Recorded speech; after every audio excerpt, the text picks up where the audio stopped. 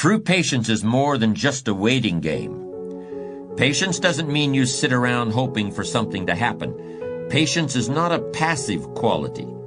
Sometimes patience can mean doing something else entirely, thinking about another venture, taking off in a different direction, while you give events a chance to run their course. All through his long career on the screen, John Wayne never felt he got the credit and recognition he deserved for his skills as an actor. Yes, his films were consistently successful at the box office, and even today, John Wayne is still the #1 favorite movie actor in the United States. But a big following among moviegoers didn't translate into critical esteem or the respect of his peers. That's what the Duke wanted, and he felt he deserved it too. Then in the last years of his life, he made a movie called True Grit, in which he played a drunken, one-eyed old U.S. Marshal named Rooster Cogburn. That portrayal got John Wayne the Oscar he'd been waiting 40 years for.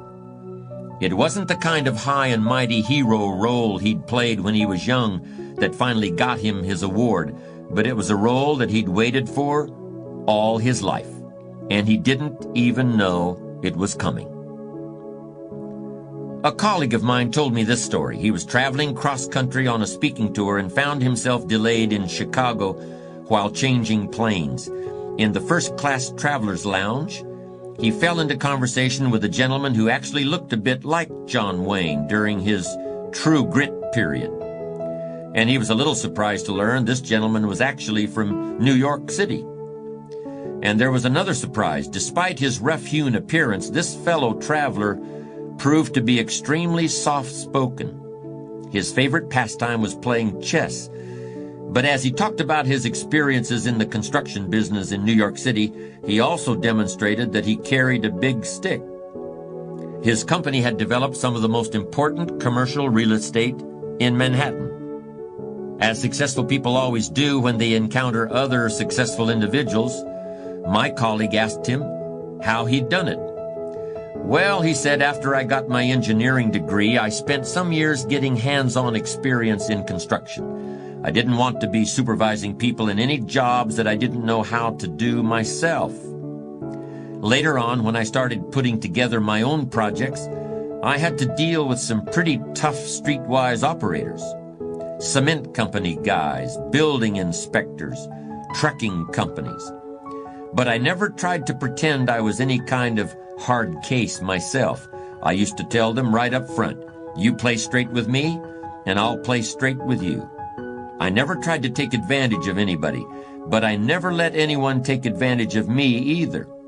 You see, I always was, and I still am, a great counter-puncher.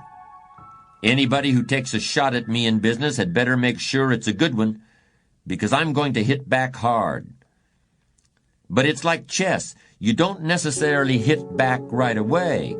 You have to be patient. You have to wait for the right moment. You have to let the other guy know, okay, you had your chance. Next time it's my turn. But you don't say that out loud. You don't say what you've got in mind, and you don't say when it might be coming. You just go on, polite and friendly as ever. You don't ever let on that you're waiting for an opening. But you rest assured that your chance will come. It's like any other investment. It takes patience. Patience is the key. Needless to say, those several hours between flights were both informative and enjoyable for my colleague. And we can all learn from this story. Don't concentrate on things you can't influence, like when the planes are going to take off. Instead, focus on things you can control. And when you meet somebody you can learn from, then learn everything you can while you've got the chance. You never know when you're going to come across a book or an article that will provide a piece of information that can transform your life. One thing is for sure, however, and I've said this many times, the book you don't read isn't going to help. And it's the same with meeting people. You never know who is going to be able to teach you exactly what you need to know. Even if you don't need to know it now, you might need to know it at some point in the future. That might not be for 15 years, but it might just be in 15 minutes, too. A number of years ago, there was a movie out. I think it was called Being There. And it was the story of a not very bright man who worked all his life as a gardener, but who through a series of comical coincidences became an advisor to the President of the United States. Now, whenever the President asked this gardener his opinion on anything, he would always answer in terms of what he knew, which of course was gardening. But the President wouldn't realize that he was talking about gardening at all. Instead, the President was sure he was speaking in metaphors and allegories, that he was making wise analogies between the world of nature and the world of human affairs. Now, I value straight speaking as much as the next man, maybe more than the next man, and I don't want to take up your time with figures of speech that might belong to a poem or a play or a movie. But with respect to the topic of patience and its role in building a strong character, I do think that gardens have lessons to teach us all, lessons about sowing and reaping, about tending and keeping. For example, there's a story about W.C. Fields, the old Hollywood comedian. Fields bought himself an unusual type of cactus called a century plant. It's called a century plant because it blooms so rarely that it seems like it only happens once every 100 years, although in fact the time is much shorter. Anyway, Fields had purchased a century plant from a florist who was either misinformed or not entirely honest, because he told the comedian that the century plant was just about to burst into bloom. And wasn't that an exciting thing? It apparently excited W.C. Fields because the notoriously cheap comedian agreed to pay top dollar for the rare treat of seeing the century plant produce a flower. Well, Fields invited all of his friends over to his house to witness the historic event. The company arrived, food and drink was served, and all eyes were on the plant, but no flower was forthcoming. Finally, outraged and embarrassed by the uncooperative cactus, Fields took a riding crop and began to furiously thrash the plant, all the while he was shouting, "Bloom, you fool, bloom!" This was a situation, and there are a lot of them, where you can try anything you want in order to hurry things up, but things just aren't going to hurry. In fact, there's only one thing that will work, and that is patience. It's strange, but young people have a much more difficult time with patience than people who have more experience in the world.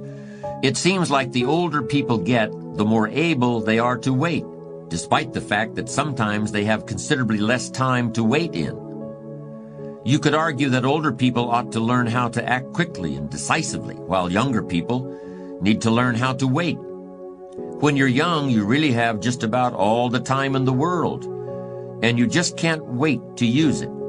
For a young person to have patience is a rare and powerful thing.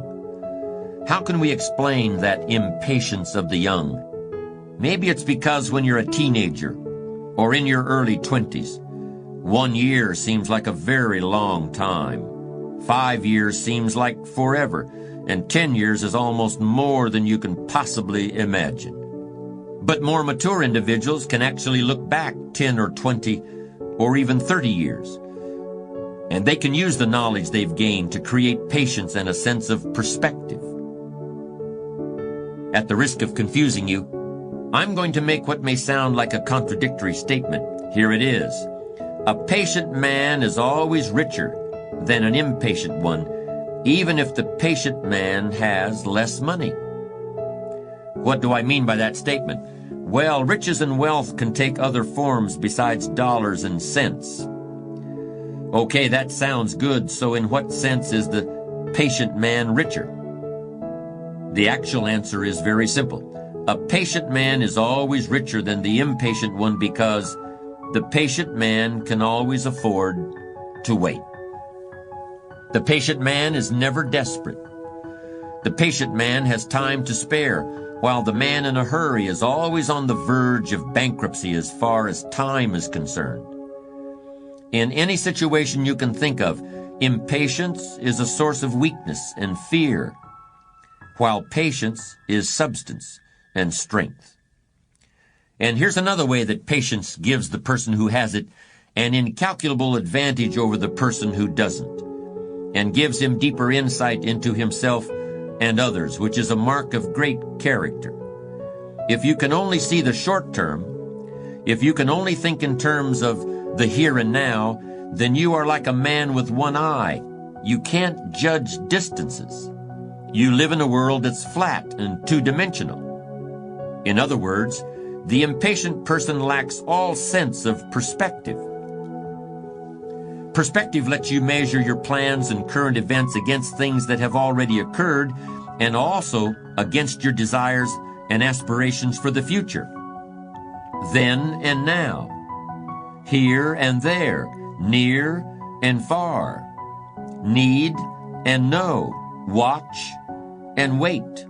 These are the dual optics that allow the patient man to see in stereo, where the nearsighted person sees only the present, or the dreamer sees only an imaginary future, and more likely than not, trips over his mistakes trying to get there. The history of this century can tell us a great deal about the value of patience and perspective.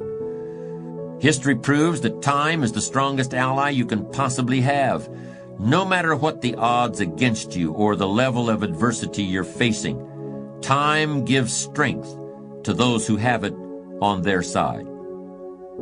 There's no area of human activity that requires more patience than raising children. If you haven't got patience when you start out in this, you're going to have to learn it one way or the other. A baby is born after 9 months. If the future mother is tired of pregnancy before the time has expired, well, that's too bad, because there's still 2 months to go, whether she likes it or not. And when the child does arrive, he or she grows and develops at a pace that's quite beyond the parent's control. Parents who try to force a child's development are asking for trouble. And this is one point on which psychology and common sense are in complete agreement. We've all heard of parents who think they can create another Einstein by giving their 2-year-old a book on astrophysics, or that if a child is made to play the piano for an hour a day, it will bring about the second coming of Mozart. None of this works, of course, and it also ignores the fact that all real prodigies developed completely according to their own timetables. And even then, the result was usually not exactly what one might have hoped for. Mozart, for example, had a very difficult later life, and he died young, in part because he grew up so much sooner than other children. He never really had a childhood, and at 30 he was already an old man. Anyway, it doesn't take textbooks on physics or hours of music or any other kind of force to teach something effectively to children. It just takes one thing. It takes patience. It may seem like a callous comparison, but there's a sense in which raising children is like any other investment. So much depends on when you need to cash in your chips. If you're in a hurry, if you need to see results tomorrow, you're putting a lot of pressure on everybody, and there's likely to be a great deal of disappointment. But if you can afford to wait, you can ride out the hard times and eventually realize a profit. The odd thing is, sometimes waiting for years is easier than it is to wait for a few days or even a few minutes. None of us felt too strained because we had to wait 12 years to go through grammar school, middle school, and high school before getting out, or at least the first 11 and a half years didn't strain my patience. But ask me to wait 45 minutes for a plane flight, or 20 minutes in the waiting room of a dentist's office, and if you catch me on the wrong day, it's almost more than I can handle. We all find ways to wait for the next paycheck, but how many can wait patiently in a checkout line in a crowded supermarket?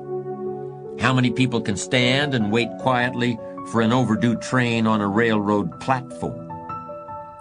It's as though there are two kinds of patience.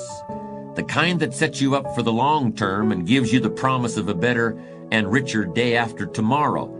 Then there's the other kind, the sort of patience that helps you remain sane and sociable while you're waiting in line or watching the clock or waiting for a pot of water to boil. These kinds of patience, so different and yet so much the same, meld into your character and have a fundamental effect on your physical constitution. Any doctor will tell you that it's better for you and everyone around you if you don't get exasperated with little things, if you don't fly off the handle at every annoyance and stick in your way. It keeps your blood pressure down and your friends and neighbors happy if you can greet life's little problems with equanimity and patience. Because almost all problems can be solved if only you take the time to see them and think them through.